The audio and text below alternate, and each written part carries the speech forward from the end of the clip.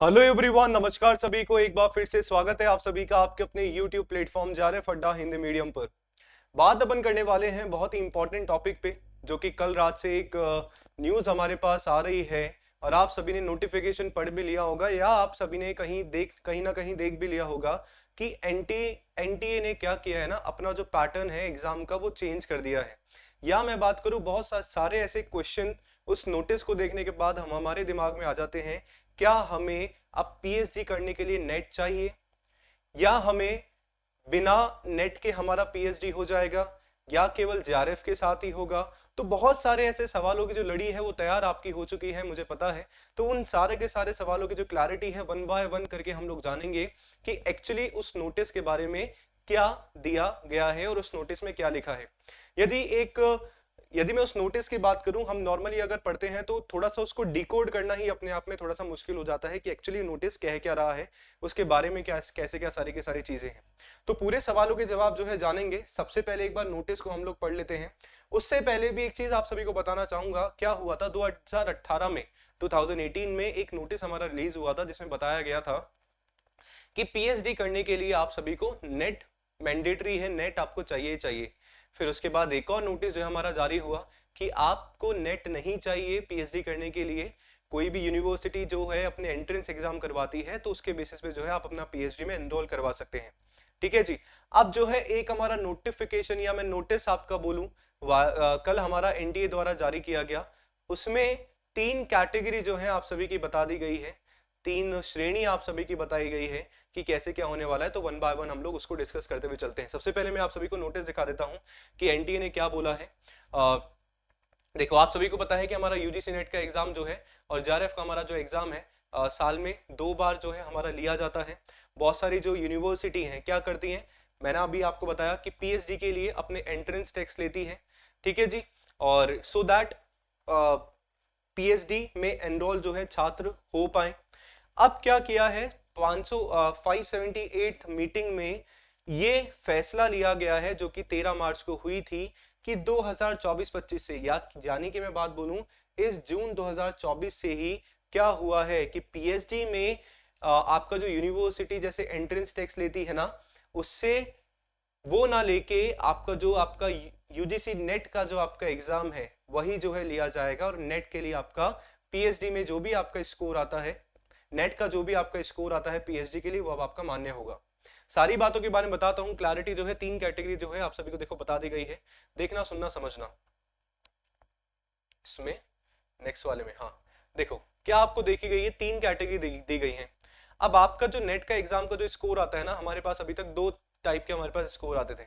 एक तो हमारा होता था जो जेआरएफ के लिए क्वालिफाई है, और एक होता था ओनली नेट, जो ओनली असिस्टेंट प्रोफेसर के लिए क्वालिफाइड है।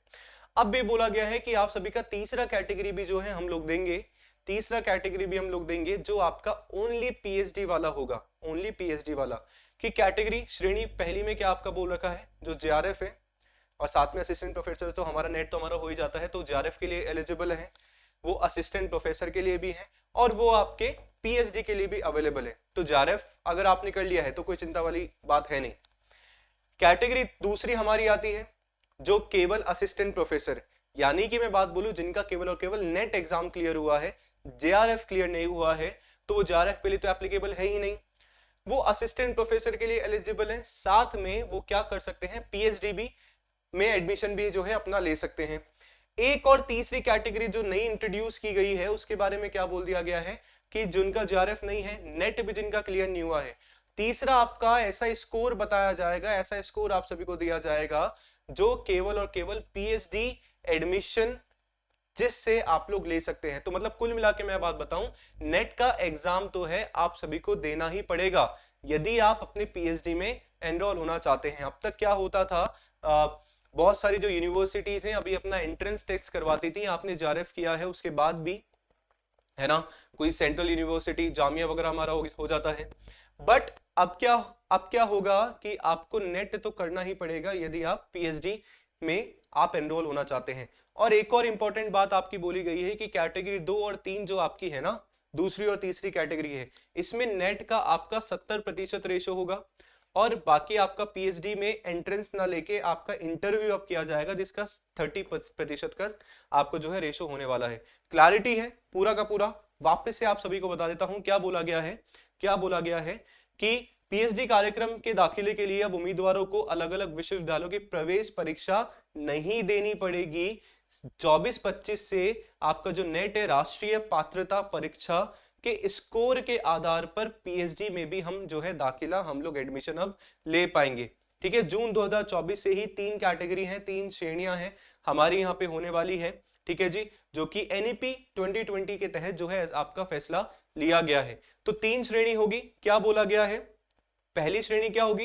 ये जेआरएफ मैंने आपको बता ही दिया है, असिस्टेंट प्रोफेसर, साथ में पीएचडी और फेलोशिप के लिए भी जो है एप्लीकेबल ये लोग होंगे। ठीक है, इनको क्या देना पड़ेगा? केवल और केवल इंटरव्यू देना पड़ेगा। तो मतलब इनके लिए तो बहुत अच्छी बात है। और ऐसा बोला भी जाता है कि जेआरएफ करके यदि आप पीएचडी के इंटरव्यू में आप लोग बैठते हो तो आपको बहुत ज्यादा चांसेस होते हैं कि आपका एडमिशन वहां पे हो जाता है, और सही बात भी है।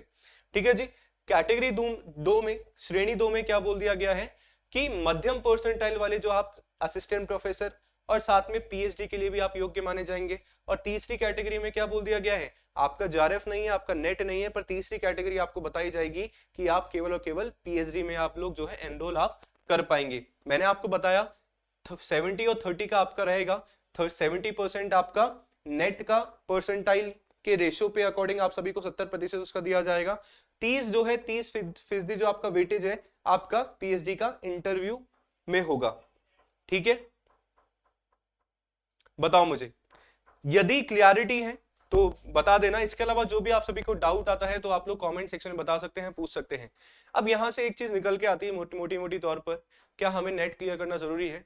बिल्कुल आप सभी को जरूरी है यदि आप पीएचडी में एनरोल होना चाहते हैं।